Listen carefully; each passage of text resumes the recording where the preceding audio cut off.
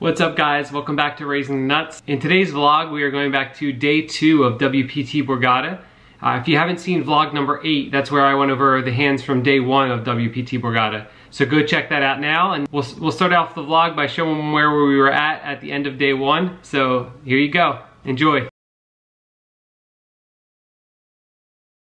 So we end up bagging 139,700 chips from that 40,000 starting. So great day 1. Smooth day 1.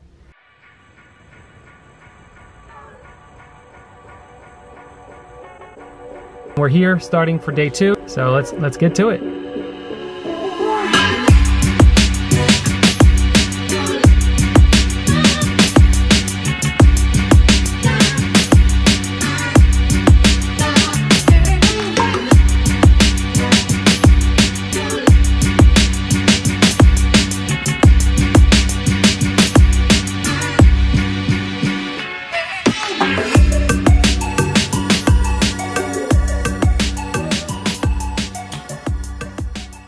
What's up guys, just wrapped up day 2 of the Borgata Poker Open WPT. I'm in a hotel room right now, which is kind of weird for me. Normally I drive back and forth. I only live about an hour from Atlantic City, so normally I drive back and forth for the tournaments. But the last Borgata main event that I played, I was exhausted after day 2. So for this one I figured I would get a hotel room in advance, and that way if I made it to day 3 I'd have somewhere to sleep. And you know, like this morning I woke up at 6:30 to be with the kids, and I like being there with the kids in the morning to help them to go to school and get them ready for school and to help Jody out for the day and everything. But it's rough to play a bunch of hours and try to stay focused and do well in the tournament. So we did bag for day 3, which is pretty awesome. There are a bunch of hands to go over, so let's get into them. First big pot that I played, folded to an active player in the cutoff with about 90,000, and he raised to 3,000 at 600, 1,200. I had pocket 8s on the button and made the call, and we went heads up to the flop. The flop came down 9-8-3 rainbow, which was obviously a great flop. He bets 4,000, and I just decided to make the call. The turn is the 8, giving me the quads. So we are running really well in this tournament.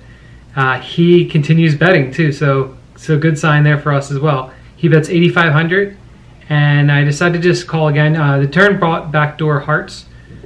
So hopefully letting him improve his hand on the river, or continue betting a worse hand. So we make the call, and the river is an offsuit jack. He goes ahead and bets a third time, this time 11,500. So now I have to decide on sizing. He has about 60,000 behind, I believe it was. And I think at this point you can kind of go two ways, and I decided to go all in, thinking that I want to get as much value as I possibly can from a hand like 10-7 or Queen-10, and that a hand like Queens, Kings, or Aces or something like that may not just call a regular raise anyway. So I don't know, you can kind of go either ways. He ended up tanking about two or 3 minutes and then making a pretty side fold. So we could have maybe got a little bit more on the river there. In the next hand we've moved up to 1,500 blinds. Under the gun, one player limps in. It folds around to me in the small blind, and I have black queens and make it 7,000. It folds back to him, and he makes the call. So we take the flop heads up, which comes 9-6-2 rainbow with 1 heart. So very, very safe flop for us. I would think that most of his limp calling range is going to be pocket pairs, so you know there is that to be concerned about with 3 possible sets there, but overall it's just a pretty safe flop for us. So I'm going to bet really small. I bet 4,000. I think I could actually bet a little bit bigger than that, but 4,000 is fine, and he makes a pretty quick call. The turn is the 7 of hearts, bringing backdoor hearts. So now I want to bet a little bit bigger, and we started the hand with about 140,000. So we have plenty of wiggle room here, so I don't think I'm very likely to get raised by as a bluff at all in this spot by this player. So I bet 12,500, and he calls pretty quickly. The river card is not a good card. It's the 8 of hearts. So very scary board for us now. We have black queens, really just hoping to check and hope he checks back. So I go ahead and check, and he does check. I show my hand and we're good. He shows the jack of spades. So I'm not really sure what hand he had there. Maybe Jack 9, I guess, is a possibility. Jack 9 or, yeah, I'm not really sure. So we take that one down. Pretty happy to win that one on that run out. So the next hand, a gentleman opens to 5K at 1K, 2K. The button makes the call, the small blind calls, and I have deuce 9 of diamonds in the big blind and decide to see a flop. So we take it 4 ways. The flop comes down ace, 10 of diamonds, 6 of diamonds. So we flop ourselves a 9 high flush draw, backdoor straight draw. And it checks to the pre-flop raiser who bets 9,000. Everyone folds back to me. The guy has about 50,000 behind this. I decide to call. The turn is a 10, which is a really good card for me, and a card that I would lead in most spots, similar to a hand that I was talking about yesterday. In this spot, I didn't want to lead because I didn't want to make a bet that where he would call a turn and then feel kind of committed to call on the river. I thought we'd get a check back by him on the turn a lot, and we get to see a free river, and then I can bluff the river. So he does end up checking back, and the river is an offsuit 7. I go ahead and bet 36,000, which is close to the size of the pot, putting a lot of pressure on his stack, and he has to make a decision, whether he wants to call pretty much off his tournament life here. So he thinks for a long time, asks what the bet is, thinks, and then folds ace-king. So we get the bluff through, and things are really going well. On top of that, the very next hand, I'm still stacking the chips up. Player in early position opens to 4,500. There's a call from the button, and then I make it 22,000 in the small blind with queens. It gets back to the player in early position who shoves all in for about, I believe he had about 95,000. The button folds, and I make the call, and we're up against pocket jacks, and we hold. So now we are really cruising and up to, I believe, around 300,000 chips. In the next hand, I open pocket kings to 6,000 in the hijack at 1,500, 2,500. The small blind makes the call and the big blind calls. The flop comes queen 7-6 with 2 spades. Both players checked me and I bet 8,000. The small blind makes the call. The big blind folds and we take the turn heads up. The turn is an offsuit 10. He checks, and I'm going to keep pushing value against the Queen X hands, charge some spade draws, and this player, I felt pretty confident if I bet and he raised that I could pretty easily fold my hand. So we're just going for value. So I bet 22,000, and he makes a pretty quick call. So I'm feeling really confident about my hand, rooting for a brick card so we can get another street of value, and we do get that because we are running great in this tournament, and it's the offsuit 3. He checks and I bet 38,000. He doesn't think too long, makes the call, and we're good. So we are up to 420,000 now, and this table breaks, we get moved to a new table. So as I said, we were running hot in this tournament. I haven't lost a major pot at all at any point in this tournament. I get moved to this new table, and I'm playing a lot of hands because I keep getting dealt really good hands. It helps that I have a lot of chips too, so I'm able to kind of absorb some small pot losses here and there. The next big hand that comes up, I raise to 6K at 2,500 big blind, under the gun 1 with king, queen with the queen of spades. The button calls and the big blind calls. The flop comes king 10, 7 with 2 spades. The big blind checks. I decide to check and the button checks. The turn is a 4. The big blind leads 8K. I decide to make the call. I think you can argue for a raise or a call in this spot, but I decide to make a call. The button gets out of the way. The river's a 3. The big blind goes ahead and bets 24,000, and we have a pretty easy call given the way the hand played out. And we lose our first pot of the tournament when he shows 5-6 for the river straight.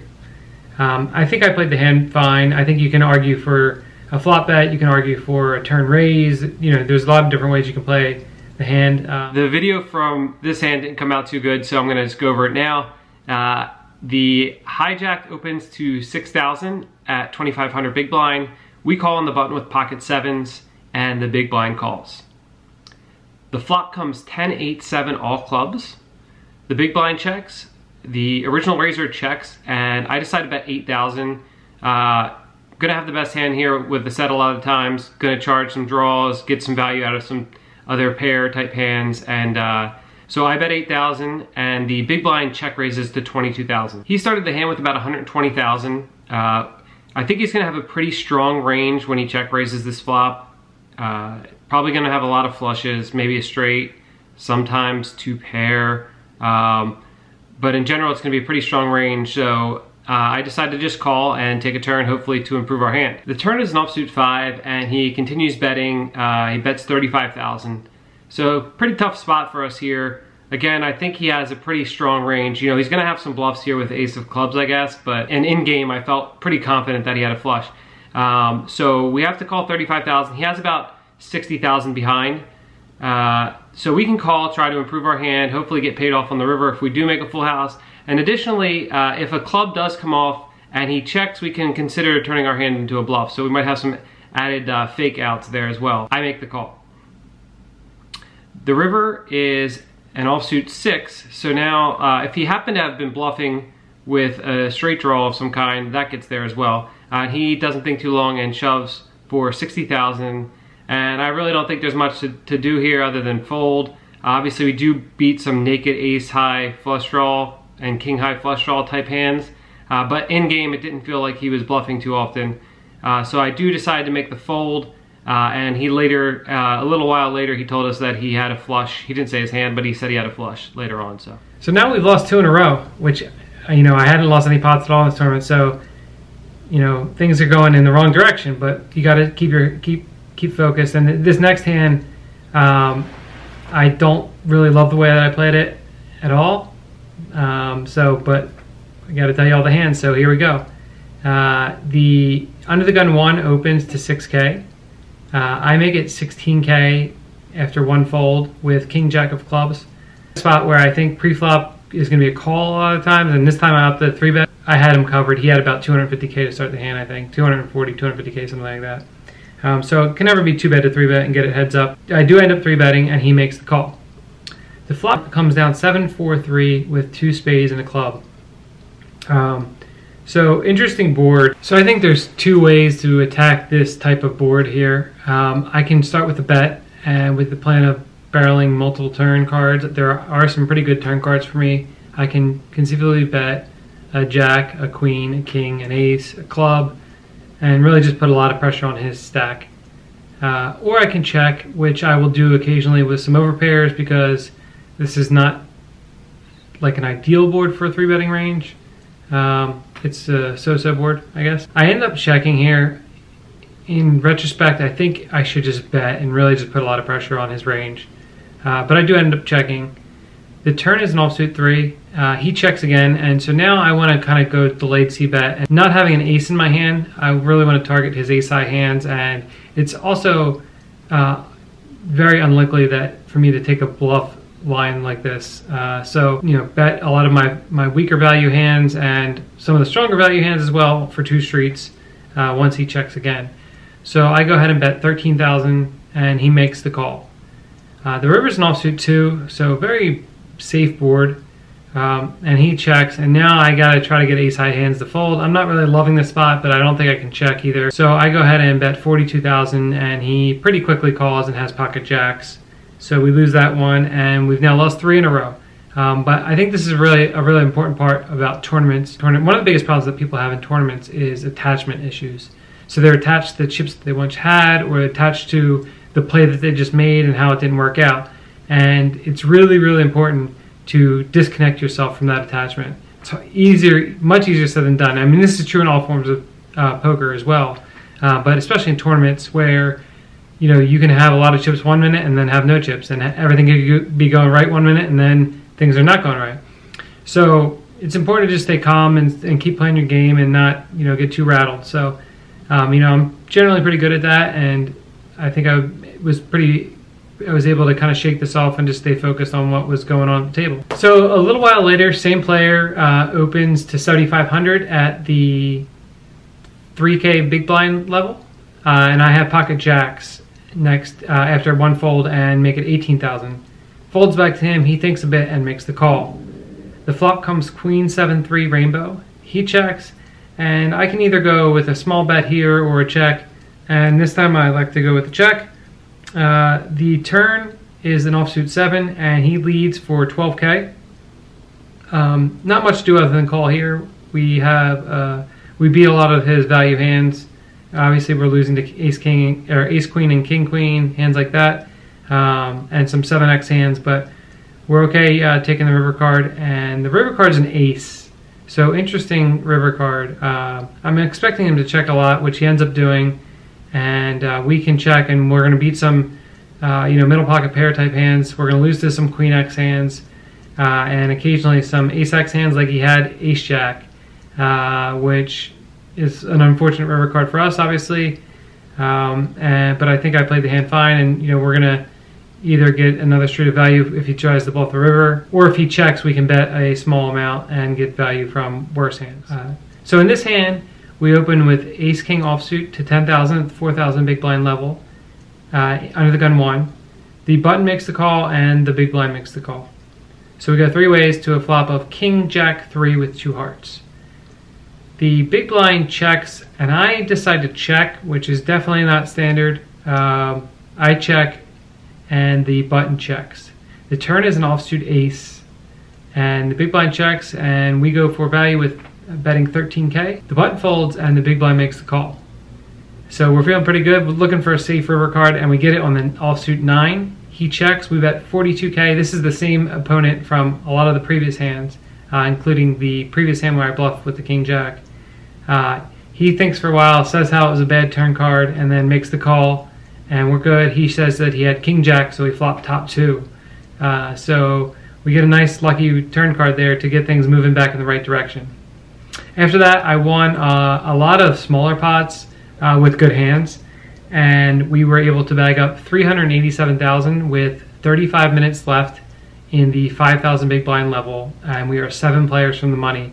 So tomorrow we will get into the money, and we'll have the shot clock and all that stuff going on with WPT. So looking forward to that, and we'll see what happens then. Let's go. So thank you guys for checking out day 2 of WPT Borgata. I'll be back sometime next week with day 3, where I take on one of the hottest players in the world.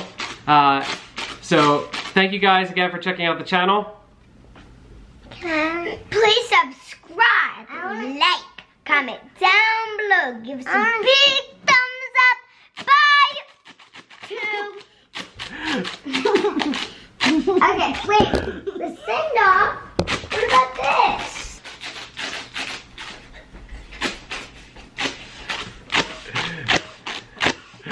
All right.